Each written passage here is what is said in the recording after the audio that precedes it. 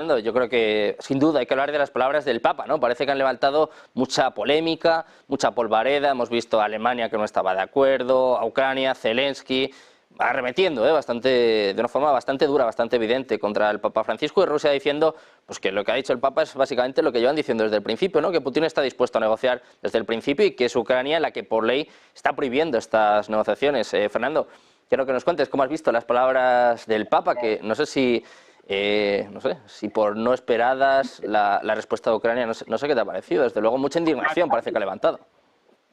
A mí me parece que la respuesta que ha dado Zelensky ha sido excesiva. Es decir, el Papa lo que ha planteado es algo que puede gustar más o puede gustar menos, pero es una negociación y que se vaya cuanto antes mejor. Y tampoco nos ha dicho nada especial. Es decir, el problema está en que Zelensky tiene una ley firmada por la cual él se niega a negociar cualquier cosa con Rusia si no es a partir de la frontera del 91. Claro, esto es irreal. Esto no va a suceder.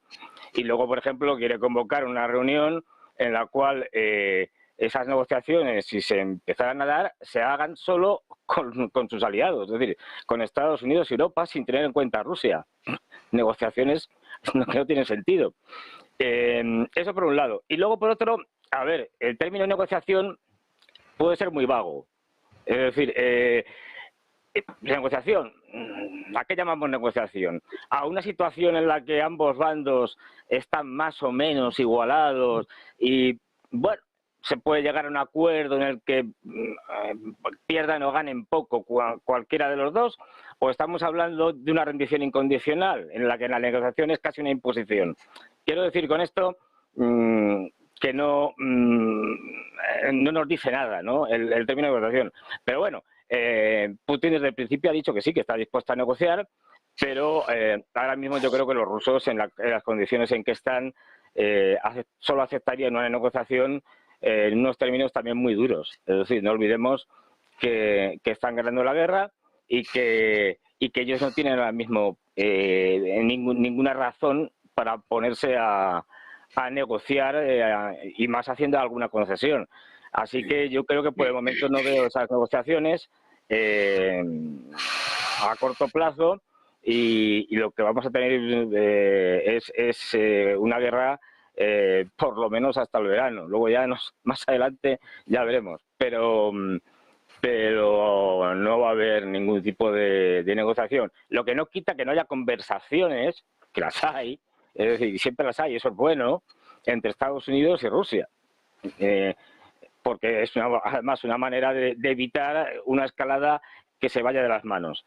Y luego además encima con la confusión que están teniendo los europeos, ¿no? Debido al belicismo de Macron, ¿no? Ese gran estratega.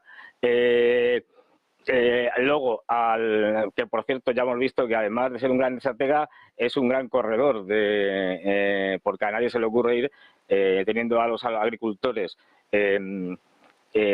pues eso, en huelga dentro de su país y con protestas y demás, a una feria de agricultura en París a poco menos que le linchen. En fin, eso da una idea de la falta de cerebro de Macron. Pero bueno, entre eso y Scholz diciendo que no, mire usted, es que yo los Taurus no los llevo porque, ya sabe, es imposible, esto lo sabemos todos, es imposible que los ucranianos puedan manejar los Taurus, que son muy complejos y no da tiempo a enseñarles. Luego, no vamos a hacer como británicos y franceses, que sí tienen tropas allí manejando sus sistemas de armas más complejos. Pues está dicho todo, es decir, tenemos unos europeos que están peleándose entre sí, una parte más belicista y otra menos, no hay razón para que vaya a haber unas negociaciones y lo que vamos a ver seguramente es algún intento por parte de los más belicistas de escalar un poco, ¿no? O bien presionando con armamento de más largo alcance, y a ver qué pasa, a ver cómo responden los rusos, o otra de las opciones es, bueno, la situación tan delicada que está en Moldavia. No olvidemos que la jefa de la autonomía, Gagauzia, estuvo la semana pasada en Moscú.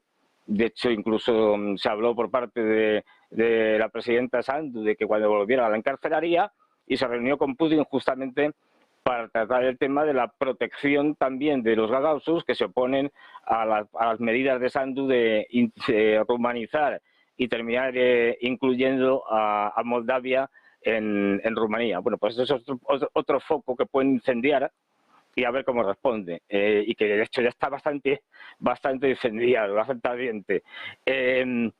Yo no creo que vaya a haber ahora mismo ninguna negociación.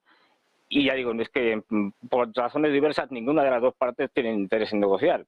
No olvidemos que además lo que desde el principio fue un conflicto existencial para Rusia, ahora se ha convertido en un conflicto existencial para la OTAN. Si Rusia gana y derrota a Ucrania, no está derrotando a Ucrania, está derrotando a la OTAN.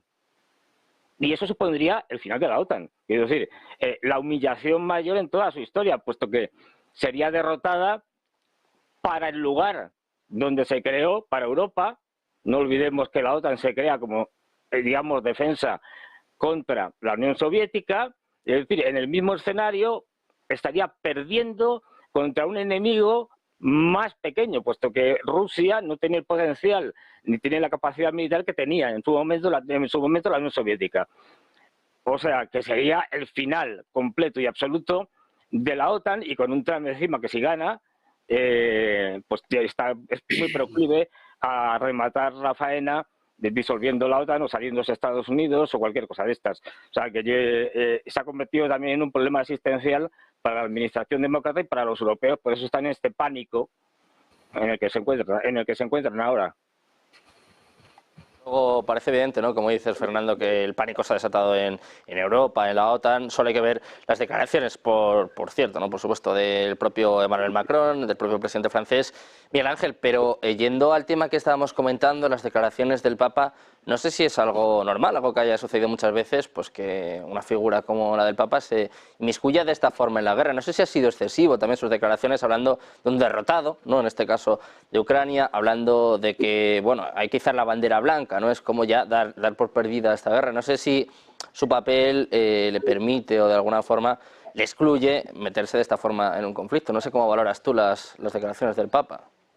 No soy capaz de evaluar de una manera adecuada lo que ha hecho, o sea, las declaraciones del Papa. Es decir, la oportunidad o inoportunidad de unas declaraciones siempre hay que analizarlas en el contexto particular cuando se realizan.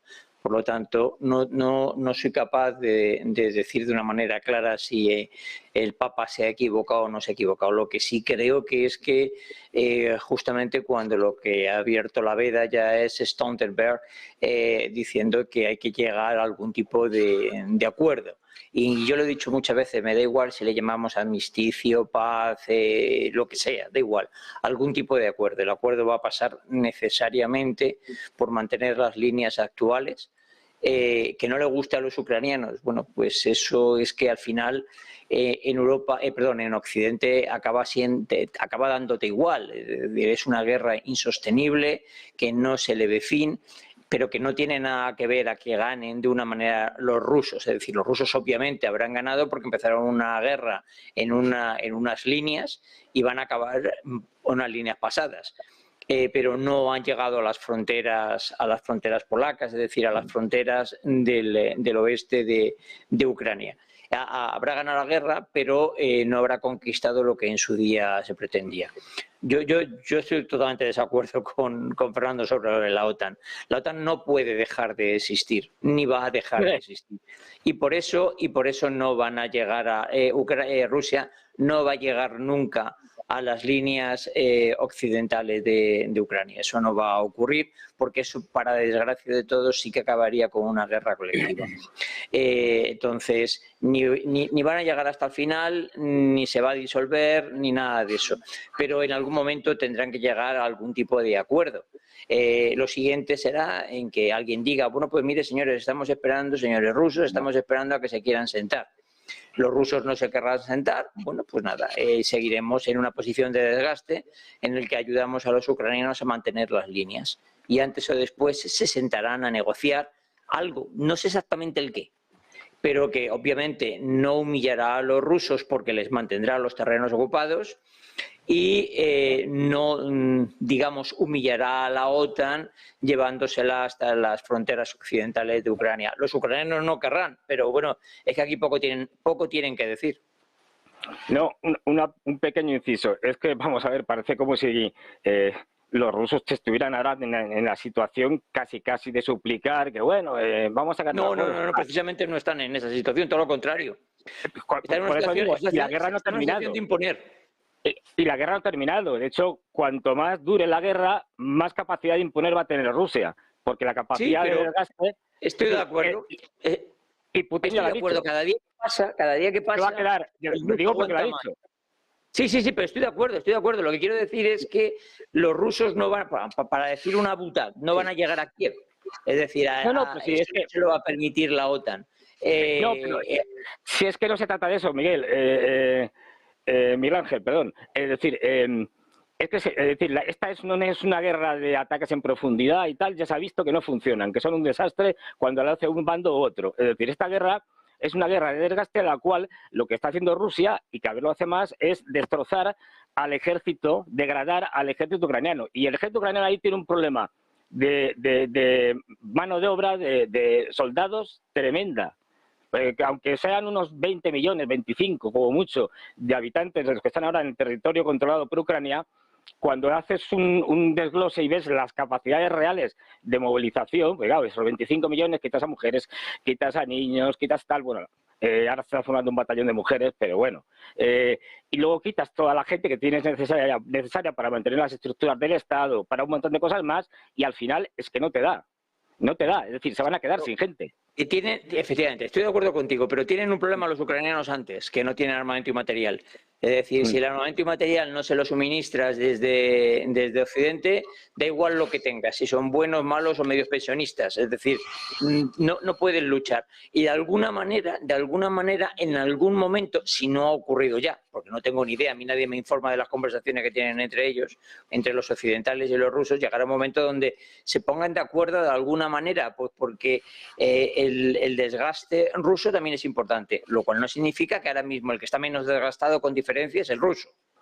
O sea, sí, pero vamos a ver. En algún momento tendrán que llegar a algún acuerdo y ese acuerdo no va a pasar ni por retirar, ni por atrasar las líneas, ni por avanzarlas. Es decir, yo viví en primera persona la guerra Irán-Irak. Se acabó de un día para otro. Estuvieron cerca de 10 años con una línea, donde se tiraban todo lo que les compraban y tiraban. Y un buen día dijo alguien, esto no tiene sentido. Y llegaron a un acuerdo. Mantuvieron lamentablemente por la presión norteamericana, ¿no? Pero vamos. Ángel, lo que parece evidente es lo que estáis comentando, ¿no? Lo que parece evidente, Fernando, como decía, es que cuanto más dure la guerra, más va a avanzar Rusia, ¿no? Yo creo que más o menos en eso estamos todos de acuerdo. Pero yendo a estas palabras, José Luis... No puede retractarse ya de ello. Ha dicho, claro. Kiev será nuestro. Eso no significa que vaya a entrar en Kiev. No va a entrar en Kiev. Eso ya lo digo de antemano. Es decir, todo lo que es el este del Dnieper será nuestro. Odessa es una ciudad rusa. Ya te está diciendo más o menos con lo que se va a quedar. Y eso no se trata de conquistar, no hace falta conquistarlo, eso.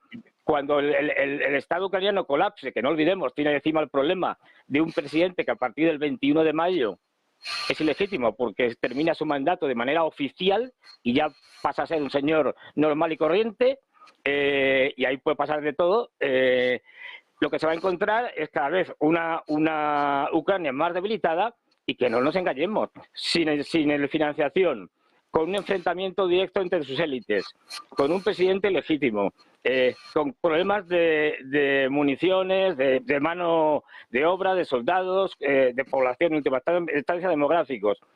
Esto va a llevar a que al final la derrota ucraniana va a ser brutal. Y Rusia se puede permitir estar todo este año y el siguiente si quiere, no le va a hacer falta. Y bueno, lo que vamos a tener ahí es una imposición prácticamente de las condiciones rusas que los norteamericanos terminarán aceptando porque ya no les interesa mucho el conflicto en Ucrania. Ya han sacado todo lo que podían. Entonces, bueno, ahí nos dejarán el desastre a los europeos, como suele ser habitual. Fernando, todavía queda además la reconstrucción, que también es un buen negocio, desde luego, para Estados Unidos. Seguro que están atentos a eso. José Luis, quería preguntarte por la situación en Ucrania y también me parece también importante resaltar estas palabras del Papa, ¿no? Hay muchas críticas, como estábamos comentando, pero ¿ha mentido en algo el Papa? ¿Es verdad que la situación está así? ¿Es verdad que lo más lógico en estos momentos sería pues una negociación o directamente una rendición, una capitulación por parte de Ucrania? Como decía, ha habido muchas críticas, pero la verdad que lo que ha dicho el Papa más o menos es la situación que hay en estos momentos, ¿no?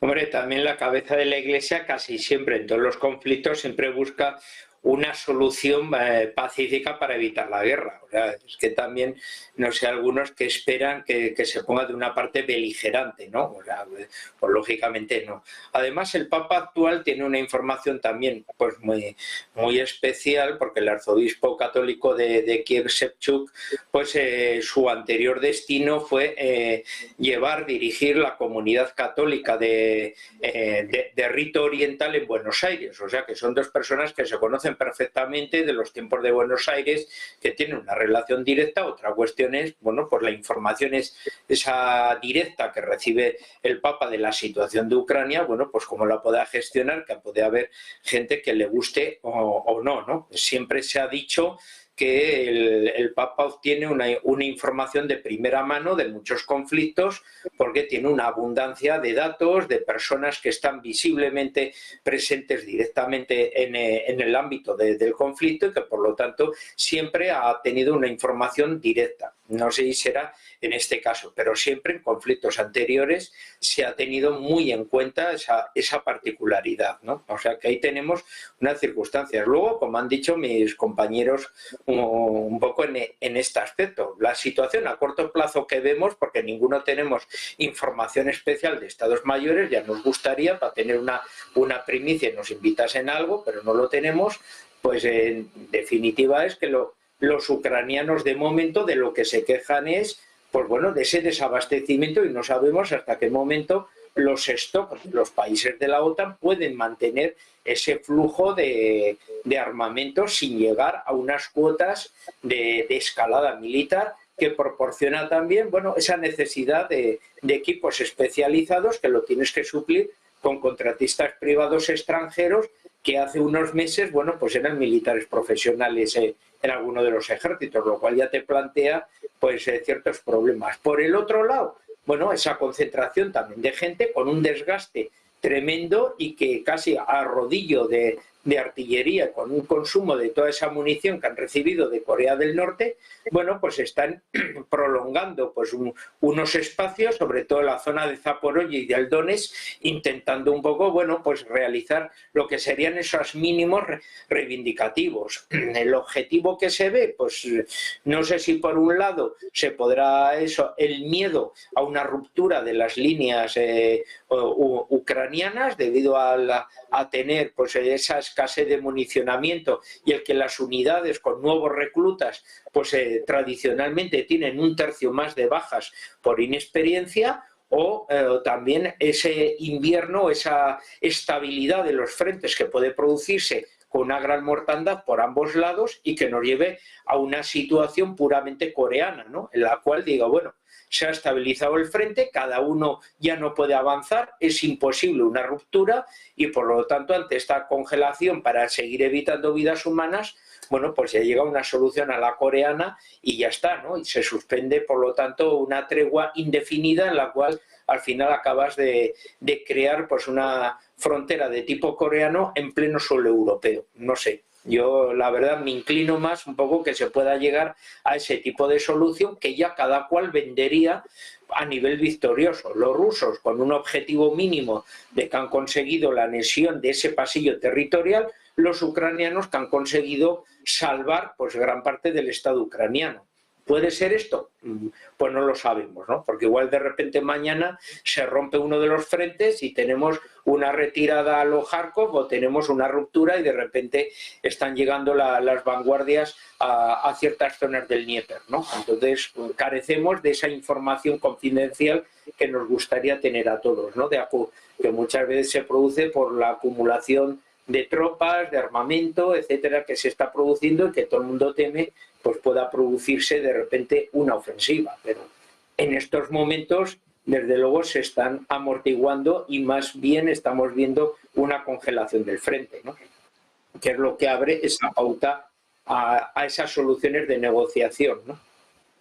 José Luis, pues pendientes del frente, pendientes de las últimas horas, como bien apuntaba antes Miguel Ángel, con la OTAN abriéndose a negociar por primera vez, Stoltenberg abriéndose a la negociación, pero pendientes de la última hora, vamos a hacer una pausa de 2 minutos y enseguida les contamos que Rusia, que Vladimir Putin ha despedido al jefe de la Armada rusa. Vamos a ver también qué efecto tiene esto en el conflicto, ¿eh? Una pausa, 2 minutos, enseguida se lo contamos en Negocios Televisión.